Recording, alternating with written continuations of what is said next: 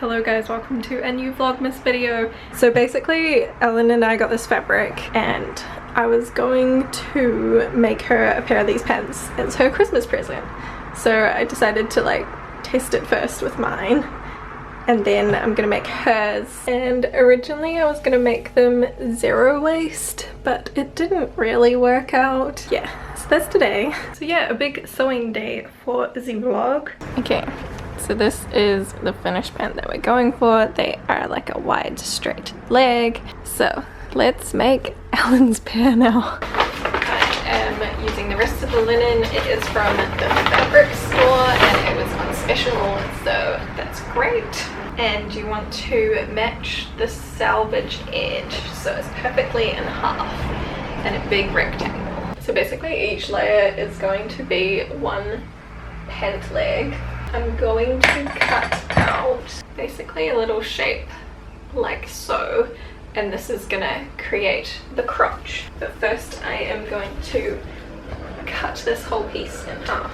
Now this method only works if the combined width of your fabric minus the shapes on each side is going to be as much as your hip measurement, otherwise it won't go around you. Mine was pretty tight. I have a measurement of 54 and you also have to include your seam allowances in that. So if you take off the 2 centimeters on each side, that's 52, which is why on me it was snug because my hips are 104, which makes it tricky because this won't work if your hips are over 104 centimeters basically, because this is 1 meter 50 fabric. Ellen's hip is 100, so I think I'm gonna stick it as this and it's just gonna be not super tight. You want to basically like figure out where your pants would sit. So where the middle of the pant is, you're measuring there. You could measure like your jean crotch if you want. So on the finished pant, what I'm measuring is where the legs connect to your waist, which on mine was 37. So we're going to cut a little curve here and you want the total size to be 37. So just cut out a little piece like that. Now I'm going to take this piece and flip it over, cut a matching piece on the other side. This is the part I got stuck at the zero waist. Obviously I got a little scraps there from straightening it off.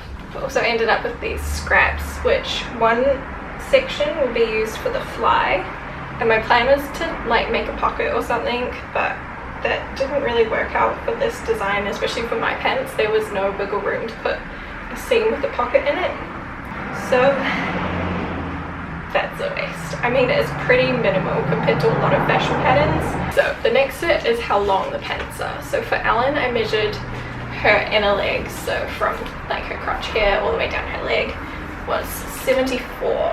So I think I'm gonna make it 74 plus maybe 7, just so that I have enough room for the hem. Alright, and then you're gonna cut straight across, which again you can measure, but I'm gonna eyeball it. So now I've got a piece with the 2 bits coming out, so that's 2 layers there, like so. And then out of this bit we want to cut our waistband. So I want a finished width of 4 centimeters, so I'm going to cut out 8 plus 2 for seam allowance, so a 10 centimeter band. Here is leftover fabric, which I could possibly make like a little crop top out of or something. That might be cute.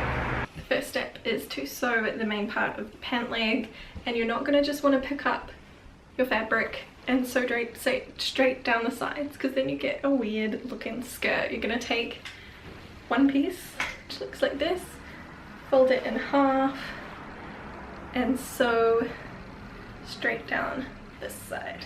And I haven't even trimmed off the selvage on this. Usually a lot of patterns and like at school they tell us to cut off the selvage, but it's kind of wasteful, y'all, so I'm gonna keep it on. I'm on the wrong stitch.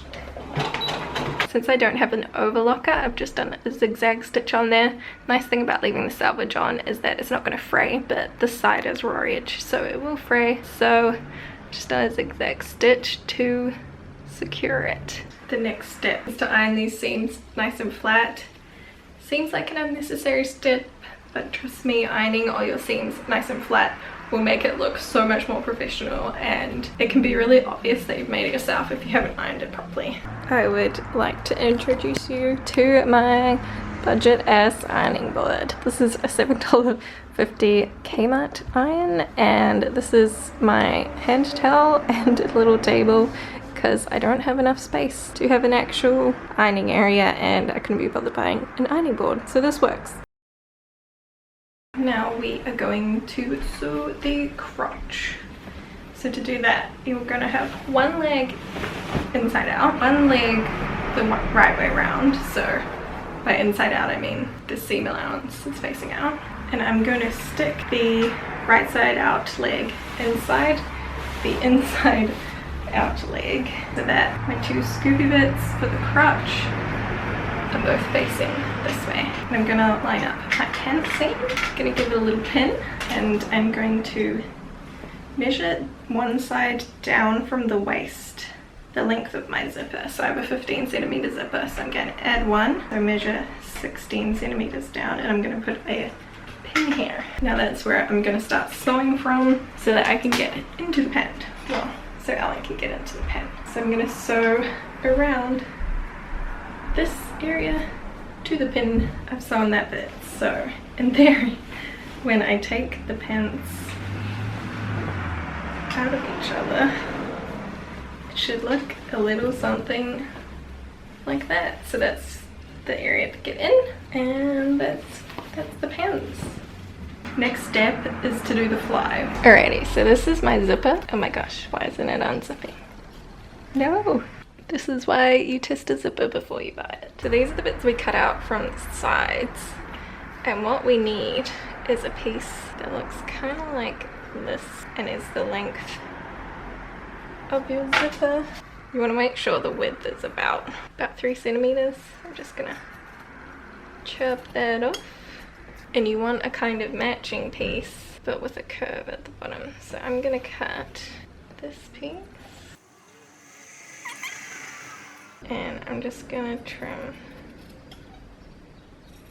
that, though to be honest I don't know why that's necessary. Cut some fusing. Oh, I'm doing that the wrong way. You want to do it on the side the fusing doesn't stretch out. Now usually you'd have a pattern piece to guide you to do this, but I'm just gonna use this piece that I cut because welcome to Tara's Ratchet production line. I am going to iron that so it is stuck on. So I've just ironed that in half and a quick zigzag down the side. Also ironed on the fusing, so this is a lot more stable now, and I have done a zigzag around here. So the first step is to attach our zip. So we want to attach it so the edge of this zip is on the edge of this, so that when we zip it, it looks like that. I'm just gonna quickly sew down there. So I've sewn a seam down there. It doesn't have to be super close to here because we'll do that when we attach it to the pant. The next step is to take our pants right side out. This is the front pant. This is gonna sit in here, 1 centimeter, line it up. I've pinned that on. When you get right down to the bottom, you're gonna wanna sew a little bit inside the seam allowance so that it sits nicely where your seam in the crotch ends there. And I'm going to use my zipper foot down here just so I can get pretty close to this zip here. That is what it looks like now that it's sewn on. So I have the main part of my pant and then this little double layer add-on. The next step is to take our little bit here and we're going to sew it onto the other side. Let's attach this. So now that it's attached, I am going to fold the seam allowance under here and kind of stretch it, and it's called flat stitch, and sew it just down there just to hold the seam open and flat and hold that seam allowance. So just sewed that line there, so as you can see this is kind of held down a little bit and the seam is nice and pushed out and flat. I feel like this step is the hardest step of doing a fly front. Got my flap and I want to attach it to this other side of the zipper. I'm gonna zip it up, and then I'm going to make sure that my fabric is folded back nicely where I want it. So I want to line up these two pieces so they sit nice and flat. I'm gonna pin it through so it's sitting how I want it. Can't really be opened properly. So now I can take out the pins that were holding the flat bit, and so now you can't open the zip. Then I'm gonna flip it over and I'm gonna reposition the pins so that they just go through the first layer, but I'm holding on to this zipper so it stays where I know I want it to. So basically what I'm trying to do is release this piece from the pins. If I have done it correctly, I should be able to unzip this. There we go. So you're basically pinning that on, but doing it that way means that you're not going to end up with the zipper crooked or anything. It's not going to show the zipper and be too far out. So now that it's only on this side, what we want to do is carefully pin it so that just the zipper and the flap is pinned, so that it releases that from there.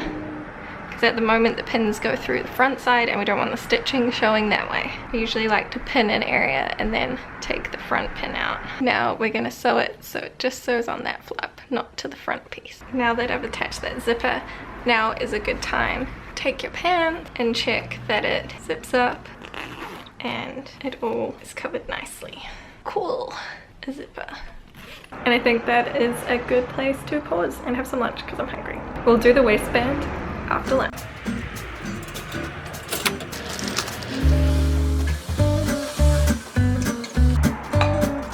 Hi, welcome to the vlog. Had some lunch, so now it's time to get started on the waist. So Ellen's waist is 73 centimeters. So 73 divided by 2. The back will need to be 36 plus 2 centimeters.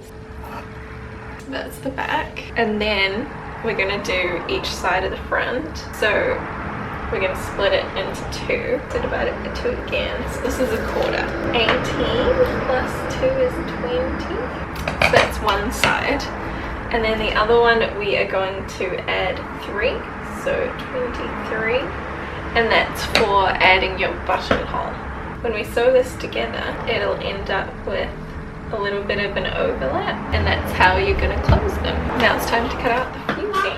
And now iron it on. Before we can attach the waistband, we need to make this waist measurement smaller so that it matches, because currently this is as wide as the hips, because that's the widest part you want to get it over.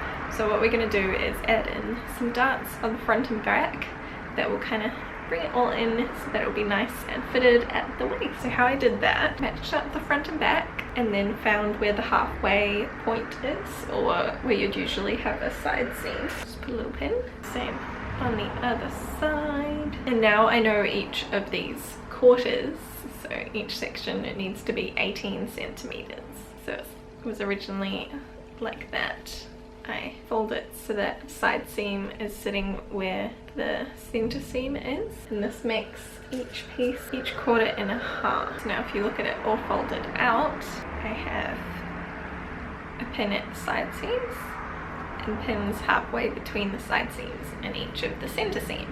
I'm going to pinch out a little bit until it gets to 18 centimeters across. Now that these are pinned, you can kind of see what it would look like if it was a little tuck. I think I might do them as darts because that's what looked better on mine. So I've just folded them in towards the inside. Make it straight down that edge.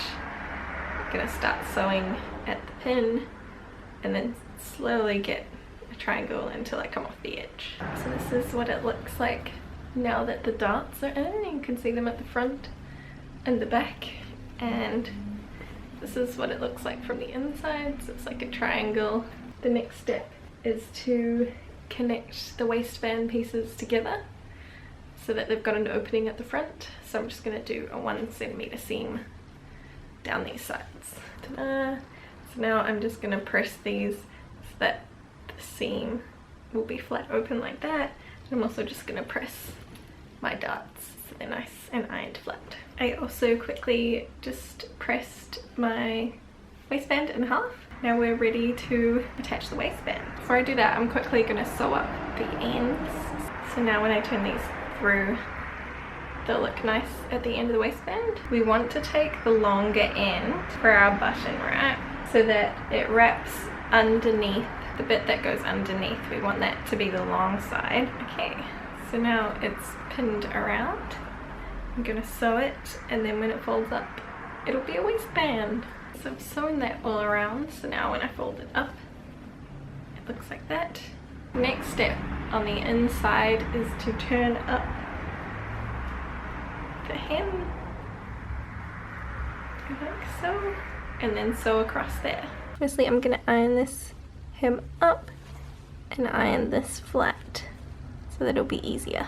So folded it around, and I've folded the seam allowance under, and now I'm going to sew from this side, so all the way around here, and that will secure the waistband. So we have a waistband, just like that. This bit was a bit long.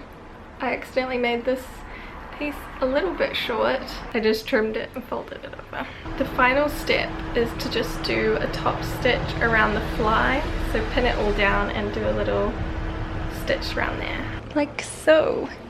And in this part down here, you sew through all layers. But at the top part, you only want to sew through this layer. Otherwise, you just sewed your fly shut. The only thing left to do now is the hem, but I think I'm gonna leave that for when Alan gets here because I don't know how long she's gonna want them. But to do that, I'd just do like a double turn and sew, and there we go. I think I might also do a bit of a lining, and that's pretty much the same as the main part of the pant, just shorter and hand stitched around the top. So I think I'll do that off camera, and then they're done. Yay!